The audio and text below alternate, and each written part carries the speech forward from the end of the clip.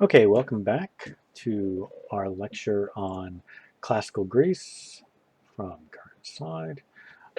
And when we last left off, we were talking about the Hellenistic world, how the conquest of Alexander the Great led to the creation of the Hellenistic world. And one of the things to keep in mind, is that all the previous art that we've been looking at all falls under the category of Hellenic. Um, that anything that was Greek art before the Hellenistic period, or at least from the end of the Mycenaean period to the beginning of the Hellenistic period, is called Hellenic, and then after Alexander the Great, Hellenistic. Um, so the archaic artwork and the classical artwork is Hellenic. So as I said, Alexander the Great kind of created this new world with a new hybrid culture that mixed Greek culture with all the other cultures that had come before it all over the Near East and the Mediterranean world. And this created a type of culture that was a lot more diverse, and a Greek art that was more diverse and more expressive. And so we're going to look at some Hellenistic sculpture and try to understand it. Now, there's a number of things that happened in in the Hellenistic art, where kind of trends that were beginning to happen in classical art were sped up. So one of those trends was the interest in um, extreme physical action and poses. Whereas, so like don't have a good example from this slide, but like in the pediment on the Parthenon, the the actors, the different figures are pretty expressive and moving, right? But they're not moving in the same extreme form that we have here in the Laocoon group. And that's a hard word to say, Laocoon, by the way. Um, and so that's one thing that's different. Another thing that we see that's new, or kind of like a sped up continuation in from classical art, is an interest in pathos and expressing kind of a sense of kind of an empathetic point of view in artwork, and an expression of tragedy. And so we see that especially looking at some of the artwork that was produced in Alexandria. In Alexandria, there was a school of sculpture where there was a greater interest in making making sculptures about uh, people that would be frequently overlooked, such as like this beggar woman here.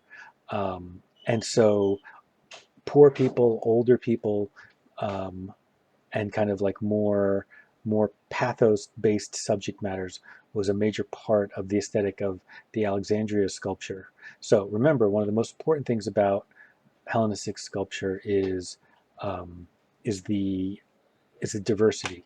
And then once again, even in this Alexandria piece, right, we see once again more interest in it in kind of expressive body movements and actions, and a sense of showing movement. Okay. And then in terms of Hellenistic architecture, we're just going to look at one piece. We're looking at the altar of Zeus and Pergamon. And so Pergamon was a major Hellenistic city. It was in Anatolia, or Asia Minor, or what we today would call Turkey. And it was a Greek city-state, and it existed actually even during the classical period, but it was in the period after Alexander the Great that it really became important, especially militarily. And it won a number of very important battles that helped it establish kind of like a protector of the Greek world sort of status. One of them was the defeat of the Gauls. And so this is also from Pergamon, although it's a Roman copy. And but before that was the defeat of another group, like a coalition that I think involved the Galatians and maybe some other people. And based on that first defeat, they decided in celebration of their victory to erect this altar. So this is an exterior altar, right, that was meant to sit in front of a temple, or in a kind of like in an area where other temples, potentially between two temples. We're not exactly sure how it would have been placed, but but it's an altar, and exterior outdoor altars were a common thing in Greek culture and Greek architecture. Um, as you can see, it's in Ionic, right? But the Hellenistic interpretation of Ionic is a little bit different. Like the columns have gotten even a little bit thinner, and the spacing has opened up a little bit more than what we would have seen if this was a classical Ionic temple. And the relief carvings on them are extremely expressive. The figures are very active, and all their facial expressions are extremely kind of anguished or struggling. So last thing I want to say before we get to the end of this lecture is that we're not going to have a lot of time in this class to talk about Roman art, and there's a ton we could talk about with Roman art, but we're primarily just going to focus on one aspect of all of the art that the Roman world made, which is that the Romans were a primary conduit of Greek culture. They were, you could say, big fans of Hellenic and Hellenistic art and Hellenic and Hellenistic culture, especially of classical Greece, especially of like the Periclean age Greece. And so in their architecture, right, they adopted all of the classical Greek forms, although they made them different. So here we have a Corinthian column in front of the temple of the Pantheon, not the Parthenon, but Pantheon. It's a different building. Don't get confused on that.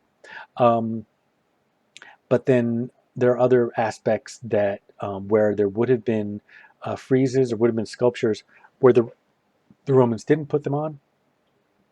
So there's certain kind of Roman qualities to this, but on the whole, the Romans were very loyal to the influence of the Greeks and were very conscious about being the powers that were going to spread that culture. We see that also in Roman sculpture as well. And I think that is the last slide of the lecture. All right. I will speak to you next when we start talking about sculpture as an art medium.